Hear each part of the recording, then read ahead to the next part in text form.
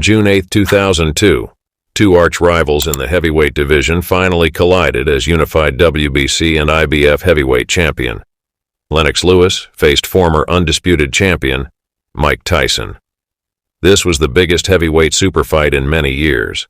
It was the fight fans have been waiting for a long time.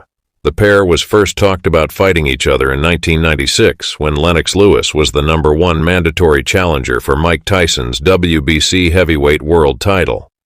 Lewis then successfully sued to force Tyson to make a mandatory defense of the WBC title against him.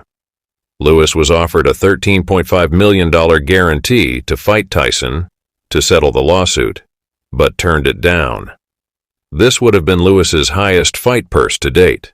Lewis accepted $4 million from Tyson's promoter Don King to step aside and allow Tyson to fight Bruce Seldon instead, with a guarantee that if Tyson defeated Seldon, he would fight Lewis next. After knocking out Seldon in round 1 to claim the WBA title from Seldon, Tyson relinquished the WBC title to fight Evander Holyfield instead. The WBC title was declared vacant. This set up a rematch between Lewis and Oliver McCall, who met on 7 February 1997 in Las Vegas, which then Lewis got his revenge and defeated McCall by technical knockout in round 5. In 2000, Tyson called out the champion Lewis after knocking out Lou Savarese in Glasgow. Get through this opening round. Oh, another big left. It's going to be stopped. It's going to be stopped. It's all over.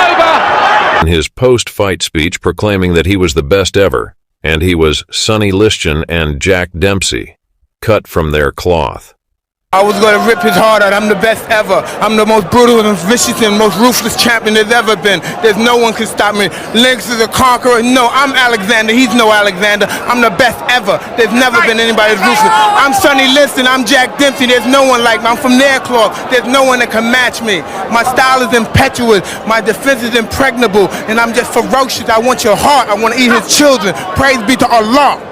2,000 years later. 2 years later, the pair were in talks of fighting on April 6, 2002 in Las Vegas.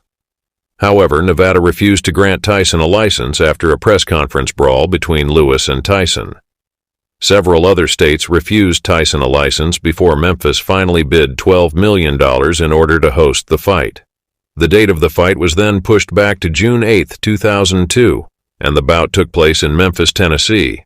It was the highest-grossing event in pay-per-view history, generating $106.9 million from 1.95 million buys in the U.S., until it was surpassed by De La Hoya versus Mayweather. At the opening press conference in New York, a brawl involving the two boxers and their entourages occurred. The two boxers rolled on the floor with personnel from both camps getting involved.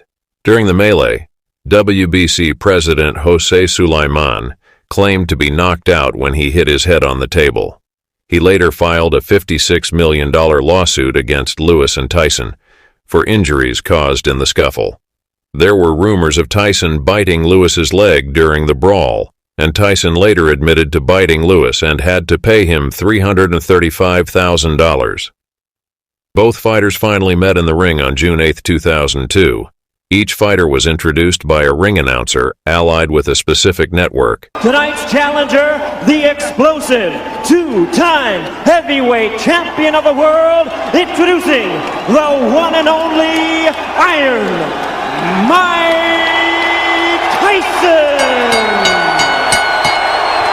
Presenting the three-time world champion, the linear, legitimate, and universally recognized, undisputed heavyweight champion of the world, Lennox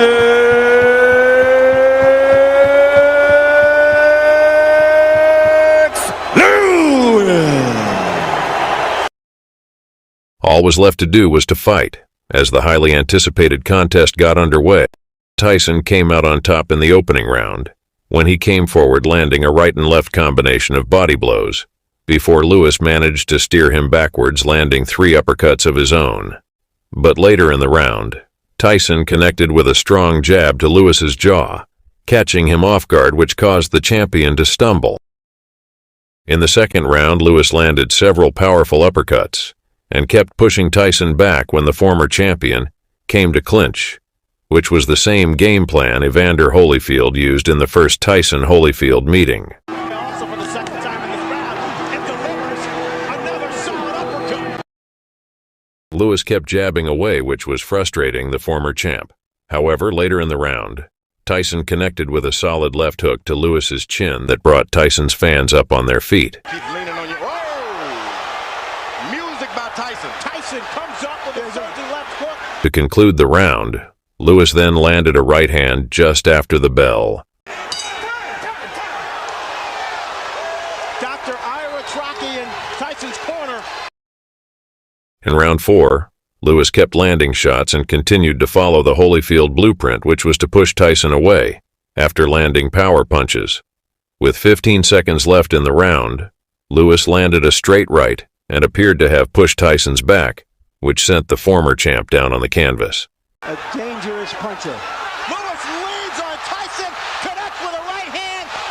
Tyson goes down, but Referee Eddie Cotton ruled it a slip and deducted a point from Lewis for pushing Tyson down. Looked like a knockdown to me. Looked like a clear knockdown. and Eddie Cotton now taking a point. Lewis went back to his corner. His trainer, Emmanuel Stewart, was not happy with the champ after he got a point deducted. Don't turn it, banging.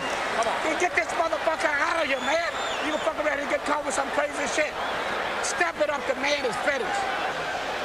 Stay alert, champ. There's a right hand. Oh, but he leans on him too much. That's what In round 5, Lewis continued to use his jab as Tyson looked visibly weaker. A minute into the round, the referee called break as the pair were in a clinch, but Lewis landed a right hand on Tyson's face, which made the referee Cotton to stop the fight and talk to Lewis about punching on the break. Don't do it again. I'm taking another point away. Let's go. Let's go, Mike. I don't know what the champion is doing to deserve these kinds of calls from Eddie Cotton. In round 6, Lewis landed solid 1-2 combinations, and he then controlled majority of the round by just using his superior jab.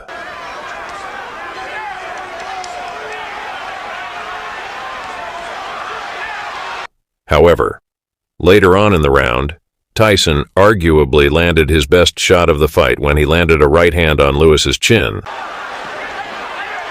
Good punch. Lewis continued to land his long left jab to end the round. In round 7, Lewis continued to use the same tactic of landing punches and pushing Tyson away, which was a huge success for him in the fight. Later on in the round, Lewis was constantly landing thudding shots and was giving Tyson his worst beating in his boxing career, as the former champ had no response from Lewis's onslaught. he can't take too many more of those right hands. Lewis keeps that up. That fight is gone. Lewis sizing up Tyson. One fastball after another. 12 years ago are thinking now as they watch him absorb this punishment. Ronnie Shields, Tyson's trainer, wanted his man to let his hands go, and immediately in the 8th round he goes on the front foot and throws a 3-punch combination. Tyson then landed 2 right hands to the body of Lewis, and both times the champion wanted to hold on. So he'll do something to you. There's another good right hand. But with 1:45 to go in the round, Lewis landed a thunderous uppercut followed up with a right hand that sent Tyson almost touching the canvas with his knees, but the referee called it a knockdown. With a big uppercut, and Eddie Cotton separates the fighter. He's called it a knockdown, thinking that Tyson's knee touched the canvas. Lewis then tried to get the job done, but Tyson showed that he had a great chin and managed to survive Lewis's burst.